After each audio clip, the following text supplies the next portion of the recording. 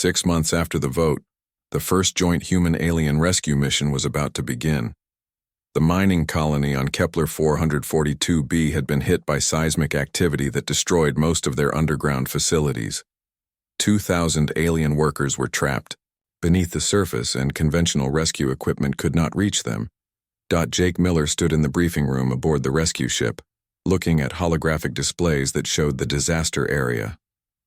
The planet's surface was a maze of collapsed tunnels and unstable rock formations. Most species would have declared the situation hopeless and evacuated the area. The conventional approach would take weeks, explained Chief Engineer Telvor, a 6-armed alien whose species specialized in construction technology. By then, the trapped workers will have run out of air and water. Dr. Lisa Park studied the geological data on her tablet. What about using plasma cutters to create new tunnels? Too dangerous, replied Safety Coordinator Yim Nash, whose people were experts in hazardous environment protocols. The rock formations are too unstable. Any significant vibration could cause more collapses. Jake walked closer to the holographic display and studied the underground layout. The trapped workers were in a pocket about 200 feet below the surface, surrounded by loose rock and debris. Getting to them would require moving through spaces that were barely wide enough for a person to crawl through. What if we don't use machines at all? Jake suggested. The alien engineers looked at him with confusion. Telvor's 6 arms gestured at the display. Jake Miller, you cannot seriously suggest manual excavation.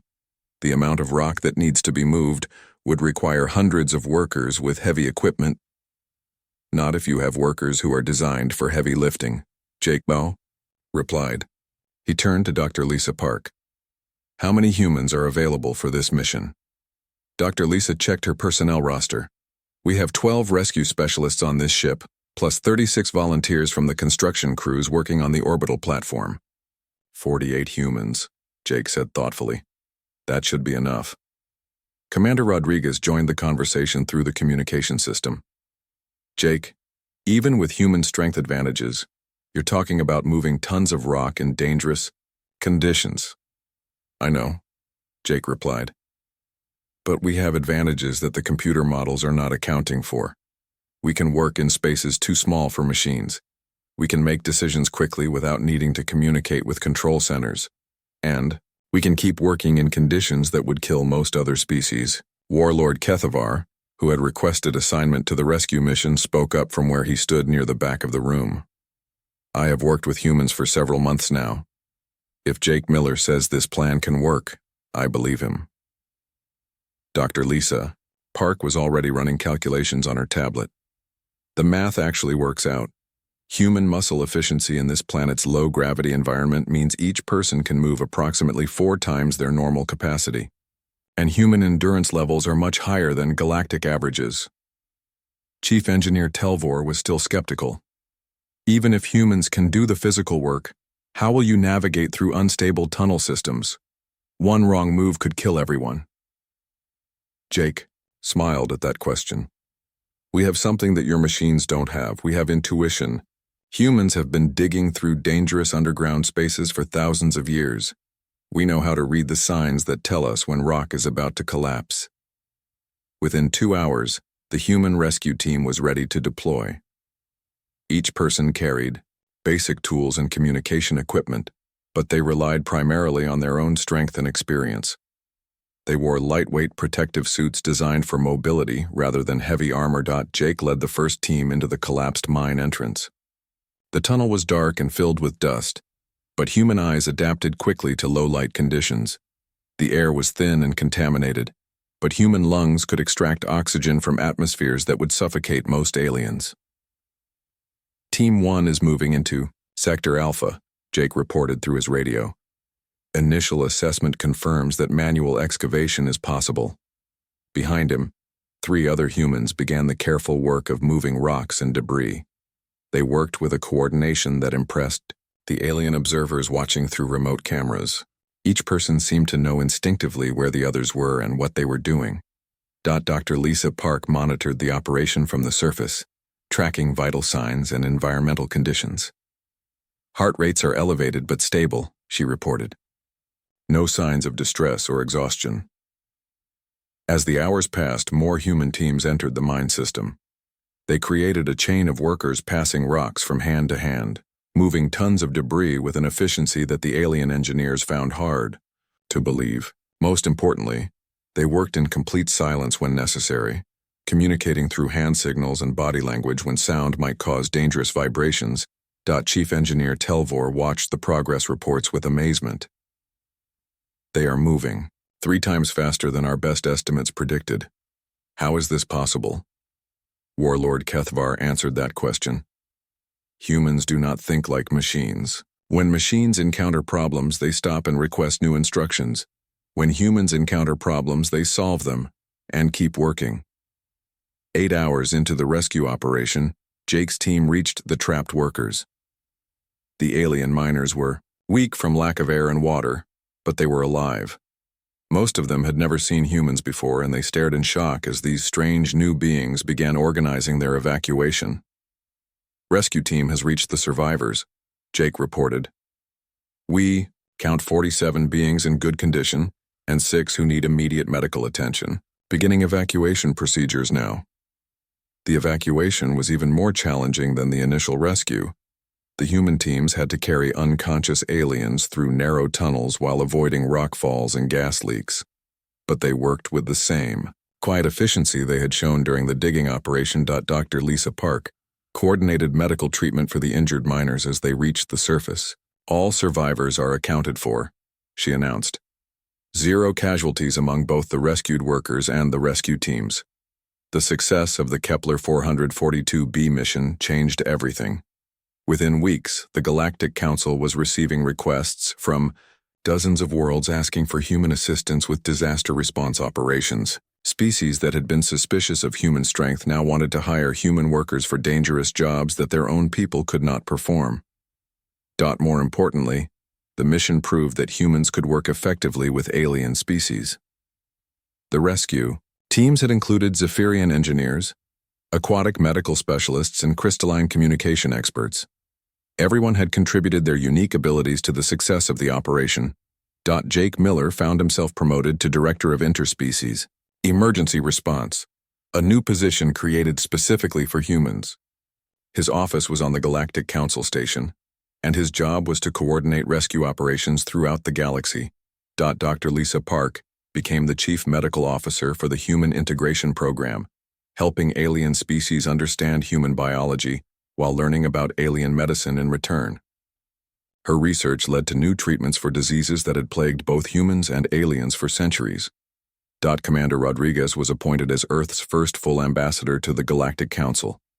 His military background helped him negotiate treaties and agreements that protected human interests while building trust with alien governments. Lord Kethavar became an unexpected advocate for human integration. He traveled throughout Zephyrian space, telling the story of his combat with Jake Miller and explaining why humans deserved respect rather than fear. 1 year after the combat trial, the Galactic Council voted unanimously to grant humans full membership. Earth was no El Maya. Rodriguez stepped off the transport ship and immediately felt like she was walking on the moon. Each step sent her slightly into the air, and she had to concentrate to keep from bouncing. The gravity here was much lighter than Earth's, making her feel strangely powerful and clumsy at the same time. The spaceport around her looked like it was made of glass and dreams. Everything curved and flowed in smooth lines, with no sharp edges, anywhere. The walls seemed to glow with soft blue light, and the ceiling was so high she could barely see it. Other passengers moved past her like floating dancers, their long limbs and pale blue skin making them look like living statues. These were the Velthani, and Maya was about to spend 6 months living among them as Earth's first exchange student. Tall figure approached her, moving with careful, graceful steps. His skin was the color of shallow ocean water, and his bones showed clearly through his transonger, a newcomer trying to prove itself. It was a valued partner with unique capabilities that benefited everyone. Jake Miller stood once again in the crystal arena where it had all begun, but this time he was not alone. Representatives from dozens of worlds had gathered to celebrate the anniversary of human integration. The arena that had once been filled with doubt and suspicion now echoed with the sounds of friendship and cooperation. As he looked up at all the alien faces smiling down at him, Jake reflected on how much had changed. Humans were no longer hiding their strength, but they were using it to build rather than destroy. They had found their place in the galaxy not as conquerors, but as protectors and helpers. 3 weeks into her stay, Maya felt like she was living underwater. Every movement had to be slow and deliberate. Every word had to be whispered. Even breathing seemed too loud in the hushed halls of the academy. The other students had stopped, running away when they saw her, but they still kept their distance. Maya had learned to walk along the edges of corridors, giving everyone plenty of space to avoid her. She ate her meals alone because her presence made others too nervous to enjoy their food. In stellar cartography class, Professor Nalthex was explaining the formation of binary star systems. Maya found the subject fascinating and forgot herself for a moment. "That's incredible," she said, her voice rising with excitement. "So the two stars actually dance around each other." The effect was immediate and devastating. 3 students in the front row collapsed onto their desks. 2 others began hyperventilating. The student sitting next to Maya, a thin boy named Korlevin, actually fell out of his chair in his hurry to get away from her. Professor Nalthex quickly moved to help the affected students while Maya sat frozen in horror. She had only spoken slightly louder than a normal conversational tone by human standards, but to the Velthani it must have sounded like shouting. "I'm sorry," Maya whispered, but even her apology seemed to make things worse. "I didn't mean to." "Perhaps," Professor Nalthex said gently, "you should return to your room for today." Maya gathered her things and left, feeling the eyes of every conscious student following her. In the hallway, she passed Headmaster Zethmara, who looked at her with a mixture of disappointment and concern. The breaking point came during a field trip to the Crystal Gardens. These were natural formations that grew like living art, creating beautiful sculptures that sang in the wind. The students were supposed to study how different atmospheric conditions affected the crystal's growth patterns. Maya was walking carefully behind the group, maintaining her usual distance, when Korlevin stumbled. The pathway was made of the same spongy material as the academy floors, but apparently even that was too hard for Veltani bones. Korlevin's foot caught on a small ridge, and he began to fall toward a cluster of sharp crystal formations. Maya, S instincts kicked in before her brain could stop her. She lunged forward and caught Korlevin's arm, pulling him back from the dangerous crystals. The sound of his bone breaking was like a twig snapping. Levin screamed, a high, piercing sound that made Maya's ears ring.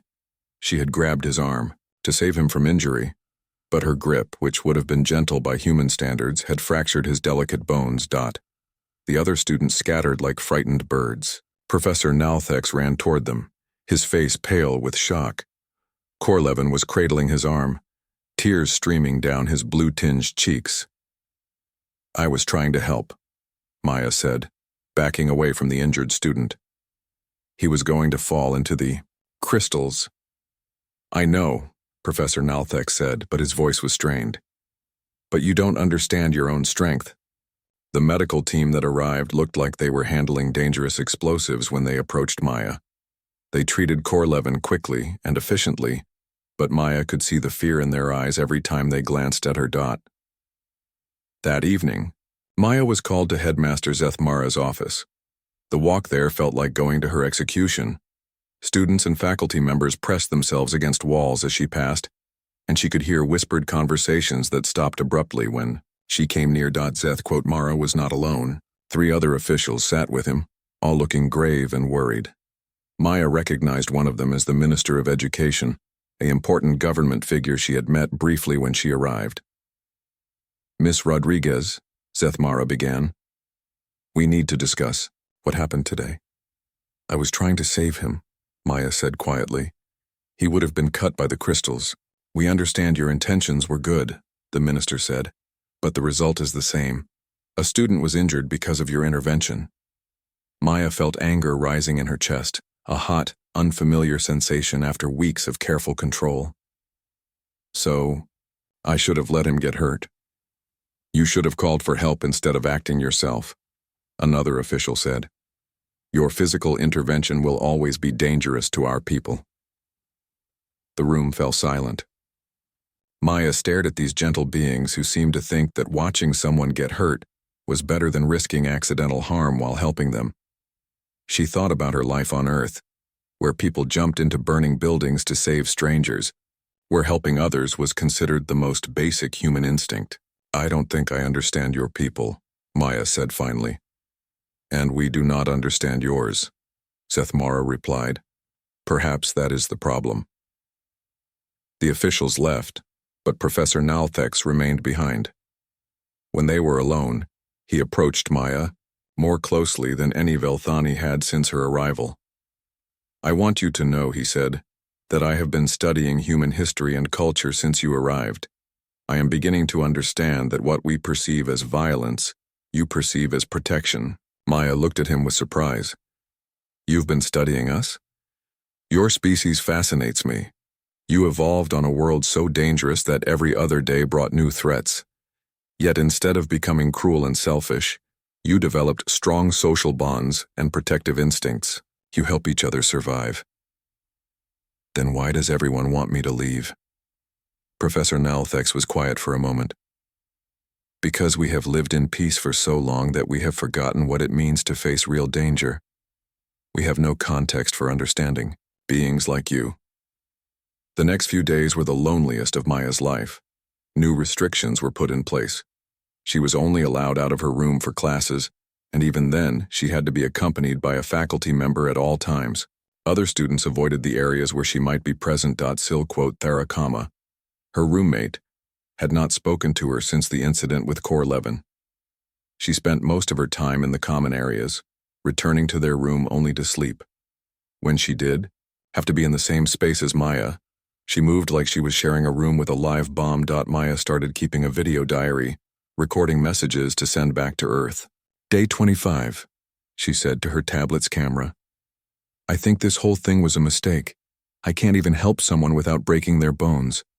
How am I supposed to represent humanity when everything I do terrifies these people?" She paused the recording and looked out her window at the beautiful alien city. The Velthani moved through their world like living art, graceful and peaceful and completely unprepared for any kind of hardship. "Maybe Dr. Chang was wrong," Maya continued. "Maybe humans and aliens are just too different to get along. Maybe some gaps are too wide to bridge." But even as she said the words, Maya didn't want to believe them.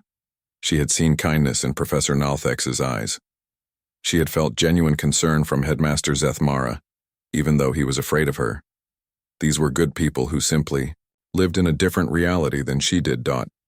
That night, as Maya lay in bed listening to the soft sounds of the alien city, she made a decision. She would try harder to control herself. She would be more careful, more gentle, more aware of her strength. If there was any chance of making this work, she had to take it. She had no way of knowing that in just a few days, the choice would be taken out of her hands entirely. Maya was in the Academy library, carefully turning the pages of a Velthani history book when the alarms began to sound. The noise was soft and musical, more like wind chimes than the harsh sirens she was used to from Earth, but the effect on the Velthani was immediate and dramatic. Students began moving quickly but quietly toward the exits. Their faces showed confusion and fear, emotions that Maya had learned were rare among these peaceful people. She carefully closed the book and followed the crowd, trying to stay far enough back that her presence wouldn't add to their panic. In the main assembly hall, Headmaster Zethmara stood at the center of a holographic display that showed the space around their planet. Maya could see their world, a beautiful blue-green sphere surrounded by the normal traffic of peaceful ships. But at the edge of the display, something else was visible. Ships. Lots of them. And they didn't look peaceful. "Students and faculty," Zethmara's voice carried clearly through the hall, though he spoke barely above a whisper. "We have received word that a fleet of unknown ships has entered our system. They have not responded to our communications, but they appear to be moving toward our world." Maya studied the display more carefully. The ships were massive, dark, and angular, completely different from the flowing, organic designs of Velthani technology. They looked like they were built for war. Professor Nalthex appeared beside her, moving with unusual speed for a Velthani. Miss Rodriguez, perhaps you should return to your room. This situation may become complicated. What kind of ships are those? Maya asked. Null. Quothex hesitated. We believe they belong to the Zephyrian Empire. They are a aggressive species that has been expanding their territory. We had hoped they would not notice our world. Maya felt a chill run down her spine. Aggressive how? They conquer peaceful worlds and take what they want. Their technology is advanced, but they prefer to use fear and intimidation rather than direct assault. Most species surrender rather than face them in battle. As if summoned by their conversation, the holographic display changed. A new figure appeared, tall and imposing with dark red skin and predatory eyes. When he spoke, his voice was harsh and commanding, a sharp contrast to the gentle tones Maya had grown used to. People of Kepler 442b, the figure said. I am Admiral Crexmore of the Zephyrian Empire. Your world has technology that we require. You have 72 hours to surrender your planet and submit to our authority. Resistance will be met with complete destruction. The transmission ended, leaving the assembly hall in shocked silence. Maya looked around at the faces of the Velthani students and faculty. They looked like children who had just been told that monsters were real. Headmaster Zethmara cleared his throat softly. Classes are canceled for the remainder of the day. Please return to your dormitories while the government considers our response. As the crowd began to disperse, Maya heard fragments of whispered conversations. The Velthani were talking about surrender as if it was the only possible option. No one mentioned fighting back or defending themselves. Maya followed Professor Nalthex out of the assembly hall. What will your government do? She asked. They will attempt to negotiate, Nalthex replied. Perhaps the Zephyrians can be convinced to leave us in peace. And if they can't? Nalthex stopped walking and looked at her with his large dark eyes. Then we will surrender. What else can we do? We have no weapons, no military, no concept of warfare. Our people have not fought anyone in 10,000 years. Maya stared at him in disbelief. You'll just give up? What is the alternative? Violence? Nalthex shook his head sadly. We cannot become something we are not, Miss Rodriguez, even to save ourselves. Over the next 2 days, Maya watched in growing frustration as the Velthani government tried desperately to find a peaceful solution. They sent diplomatic messages that went unanswered. They offered to share their technology freely if the Zephyrians would leave them alone. They even suggested that both species could benefit from cooperation rather than conquest. The Zephyrians responded to each offer with the same message: unconditional surrender or complete destruction. Maya spent hours in her room, pacing back and forth like a caged animal. On Earth, when someone threatened innocent people, others stood up to protect them. But here the very concept of protection through strength was alien and frightening. She tried calling Dr. Chang on Earth, but the communication delay made real conversation impossible. By the time Maya's messages reached Earth and responses came back, hours had passed. She was on her own. On the second night, Silthera finally spoke to her. Maya was sitting by the window, looking out at the city lights, when her roommate's soft voice broke the silence. Maya, Silthera said, her voice barely audible. What does it mean to fight? Maya turned to look at her roommate, surprised by the question. What do you mean? In the assembly hall, you mentioned fighting back against the Zephyrians. But we don't have words for what you meant. How does one being cause harm to another intentionally? Maya realized that Silthera was right. The Velthani language had no words for combat, warfare, or violence. Their entire culture had evolved without these concepts. On Earth, Maya said carefully, sometimes bad people try to hurt good people. When that happens, other good people have to stop them. Sometimes the only way to stop someone from hurting others is to fight them. Silthera's skin grew pale. But how can good people do harmful things? Doesn't that make them bad people too?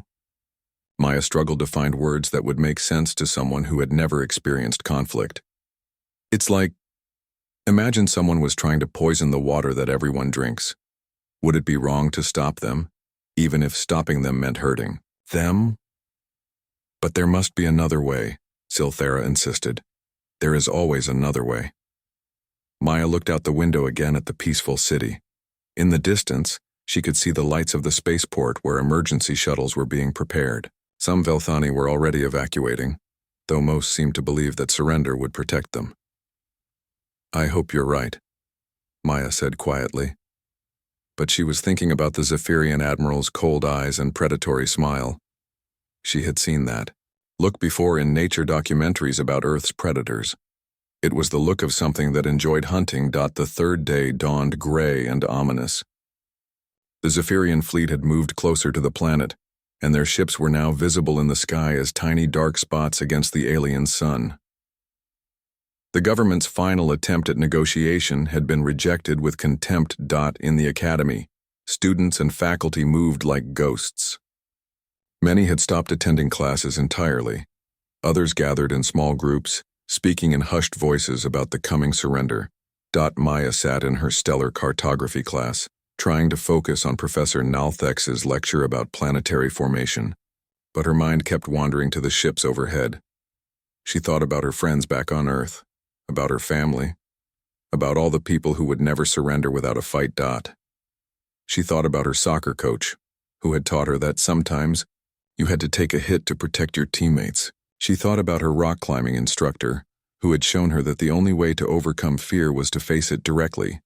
Most of all, she thought about her grandmother, who had survived a war on Earth and had always told Maya that good people had a responsibility to protect those who couldn't protect themselves.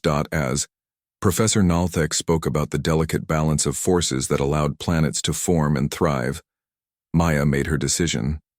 The Velthani might not be able to protect themselves, but she could protect them. The only question was whether she should. The countdown reached its final hours like a slow-motion nightmare. Maya could see the Zephyrian ships getting larger in the sky, no longer just dots, but actual vessels with weapons that gleamed ominously in the alien sunlight. The Velthani government had sent their final message of surrender, but the Zephyrians had not responded. Maya knew why. She had studied enough human history to recognize the pattern. The Zephyrians weren't interested in peaceful surrender. They wanted to make an example of this world, to show other peaceful species what happened when you had something they wanted. The academy was nearly empty now. Most students had been evacuated to their homes or to evacuation centers. Only a few dozen remained, mostly those who lived too far away to travel or who had nowhere else to go. The building felt hollow and sad, like a beautiful song being played in an empty concert hall. Maya was in the library, pretending to read, but actually watching the sky through the transparent ceiling. When the first Zephyrian shuttles appeared, they came down like falling stars, but these stars brought only darkness. The shuttles landed in the academy's main courtyard with a sound like thunder. Maya watched from the library window as armored figures emerged, carrying weapons that hummed with deadly energy. They moved with the confident swagger of predators who knew their prey was helpless. The lead figure was tall and broad, with the same red skin as the admiral, but marked with scars that told stories of violence. When he spoke, his voice carried clearly through the academy's thin walls. "I am Commander Vextar," he announced. "We are here to demonstrate our power to your pathetic government. Any resistance will be met with immediate punishment." Maya felt her heart rate increase, a response her human body had evolved over millions of years of surviving on a dangerous world. But she forced herself to remain still, to watch and wait. The Zephyrians spread out through the academy like a disease. Maya could hear doors being kicked open, furniture being smashed, and the terrified sounds of the few remaining Velthani. She made her way carefully through the corridors, staying out of sight but following the sounds of distress. In the main assembly hall, she found them. Commander Vextar stood in the center of the room while his soldiers forced the remaining students and faculty to huddle against the walls. The Velthani were trembling so violently that Maya could hear their teeth chattering from across the room. Professor Nalthex, was trying to shield a group of younger students, his arms spread wide despite his obvious terror. "Please," he was saying, his voice barely audible. "They are just children. Children who will learn the price of defiance," Vextar replied. He gestured to one of his soldiers, who raised his weapon toward the group. That quote S. When Maya saw Sil quote Thara. Her roommate was pressed against the far wall, her skin gone completely white with shock. When the Zephyrian soldier looked in her direction, she made a sound Maya had never heard before. A high keening wail that spoke of complete and utter terror. Sil quote Thara collapsed, her delicate nervous system unable to handle the stress. She hit the floor hard, her body convulsing. Maya was moving before she realized it. Core quote Levin, still wearing a support brace from his broken arm, tried to crawl toward Silthera to help her. A Zephyrian soldier kicked him casually aside, and the sound of more bones breaking echoed through the hall. Professor Nalthex, overcome with protective fury despite his peaceful nature, rushed toward the soldier who had hurt Korlevin.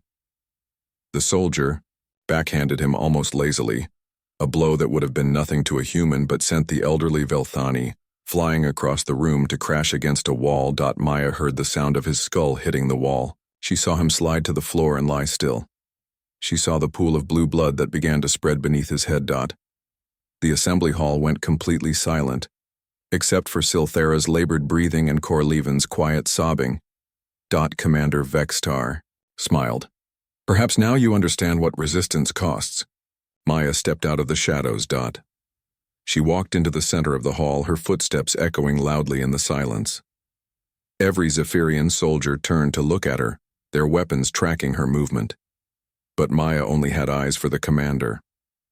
"You," she said, her voice carrying clearly through the hall, "need to leave now." Vextar laughed, a harsh sound that made the Velthani students whimper. "And what are you going to do about it, little alien? You don't look like much." Maya looked around the hall at the terrified faces of her classmates, at Professor Nalthex, lying motionless by the wall, at Silthera struggling to breathe. She thought about Dr. Chang's warnings about representing humanity. She thought about the importance of the exchange program. Then she looked back at Commander Vextar and made her choice. "I'm human," she said simply. The effect was immediate. Several of the Zephyrian soldiers took half steps backward. Maya could see recognition and something that might have been fear flicker across their faces. Apparently humanity's reputation as deathworlders had spread even to the Zephyrian Empire. But Commander Vexitar just sneered.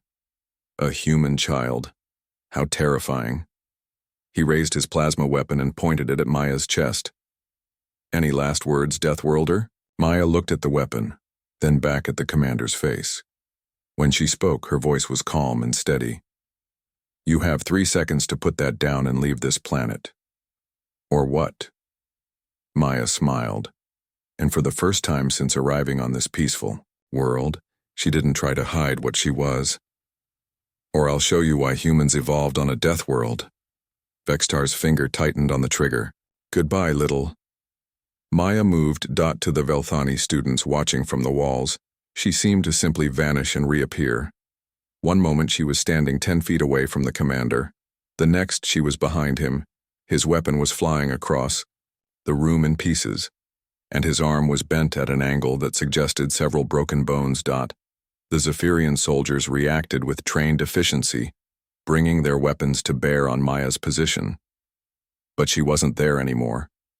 She was among them, moving like water, like wind, like death itself. Maya had grown up on a world where everything tried to kill her. She had learned to climb rocks that could crumble without warning, to swim in oceans filled with predators, to run from storms that could level cities. Her reflexes had been honed by 18 years of surviving on a planet that considered her species just another form of prey. But more than that, she had been trained by human civilization, shaped by millions of years of evolution that had turned her ancestors from prey into the most successful predators their world had ever known. The fight lasted 8 seconds. When it was over, 12 Zephyrian soldiers were unconscious on the floor, their weapons destroyed, their armor cracked but not penetrated. Maya had been careful to disable rather than kill, using just enough force to incapacitate without causing permanent damage. Commander Vextar found himself suspended 3 feet off the ground, Maya's hand wrapped around his throat with just enough pressure to keep him conscious but unable to speak. The assembly hall was silent except for the sound of Maya's calm, steady breathing.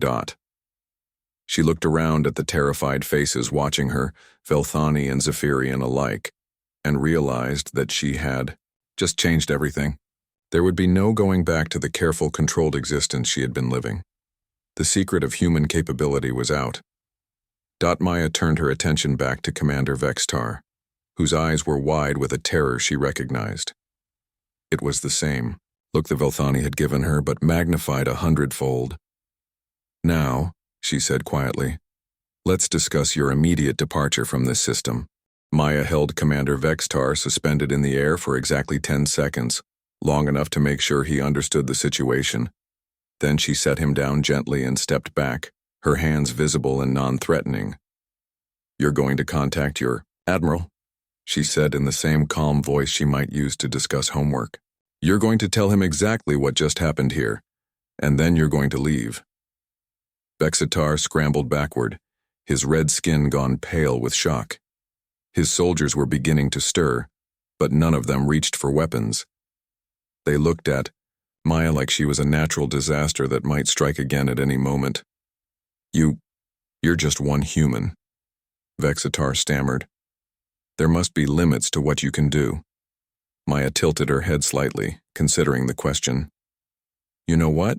You're right, I do have limits." She gestured around the assembly hall at the unconscious soldiers. "For instance, I was holding back just now. I could have killed all of you in about half that time, but I chose not to."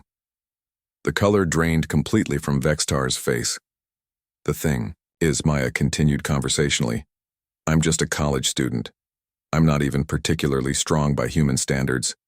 I play soccer and go rock climbing on weekends. Most humans could do what I just did, and many of them could do it much, much better." She walked over to where Professor Nalthex lay unconscious and carefully checked his pulse. He was alive, though badly injured. Silthera was conscious again, staring at Maya with a mixture of awe and terror. "But here's what you really need to understand," Maya said, turning back to the commander. "I didn't want to hurt your soldiers. I was trying very hard not to hurt them. Most humans wouldn't be nearly as careful as I was." Vextar activated his communication device with shaking hands. The holographic image of Admiral Crexmore appeared, his expression confident and predatory. "Report, Commander. Have you taught these pathetic creatures the price of—" The Admiral's words died as he took in the scene, his elite soldiers unconscious on the floor, his commander backing away from a young human girl, and said, girl looking completely calm and unruffled, "Admiral," Vextar said, his voice cracking slightly. "We have a problem." Maya stepped into the hologram's field of view. "Admiral Crexmore, I presume. I'm Maya Rodriguez, exchange student from Earth. I think we need to talk." The Admiral's eyes narrowed as he studied her. "You did this?" "I stopped your soldiers from hurting innocent people," Maya replied, "and I'll do it again if necessary. But I'd prefer not to." For a long moment, the Admiral said nothing. Maya could see him processing what he was seeing, trying to reconcile the stories of human violence with the young girl standing calmly in his soldier's wreckage. "What do you want?" he asked finally. "I want you to leave this system and never come back. These people have done nothing to deserve your aggression, and I won't let you hurt them. You're one human against an entire fleet." Maya nodded. "That's true, but I'm one human who's been holding back for months because these gentle people asked me to. And Admiral, I'm getting really tired of holding back." She walked closer to the hologram projector, and even through the communication link, the Admiral seemed to step backward. "Here's what's going to happen," Maya said. "You're going to take your fleet and leave. You're going to spread the word that this world is under human protection. And you're going to think very carefully about whether you want to find out what happens when humans stop being nice.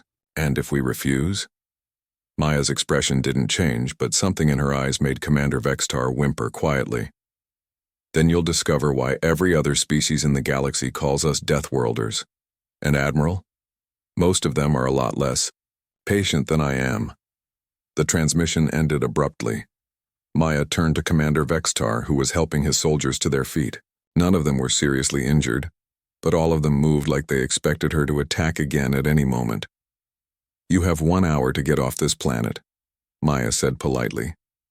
"After that, I'll consider your presence an act of aggression." The Zephyrians left without another word.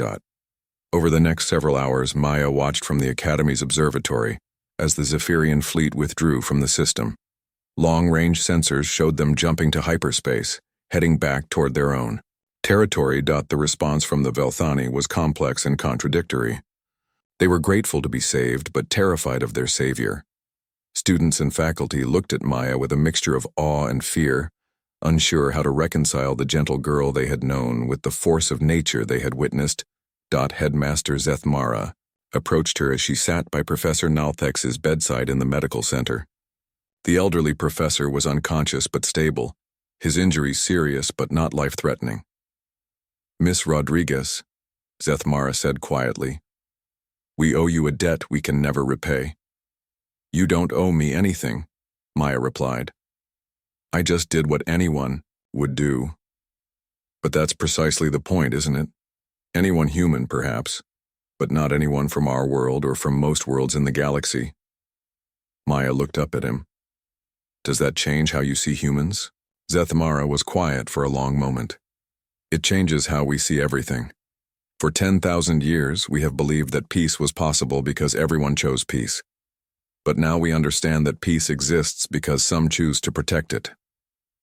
3 days later, Dr. Chang arrived on the fastest ship Earth could manage.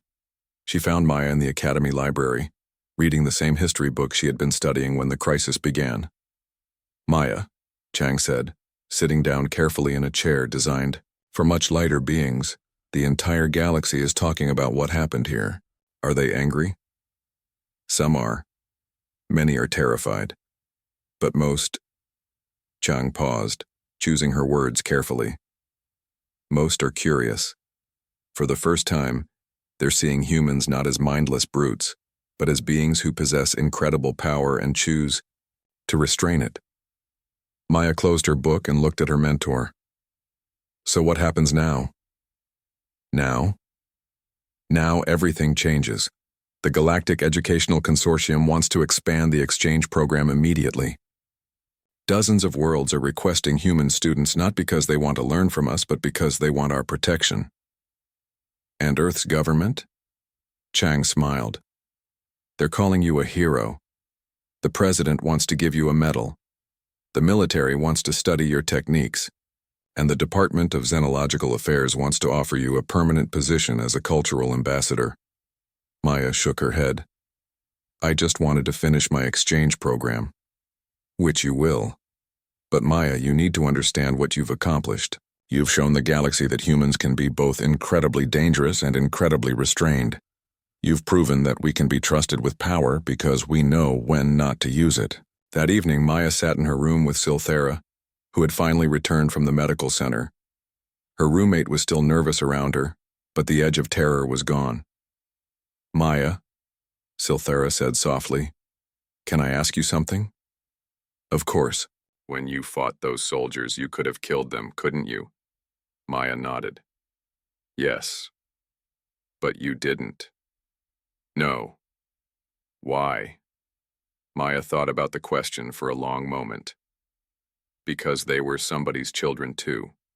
Because killing should be the last choice, not the first. Because the whole point of being strong is to protect people, not to hurt them."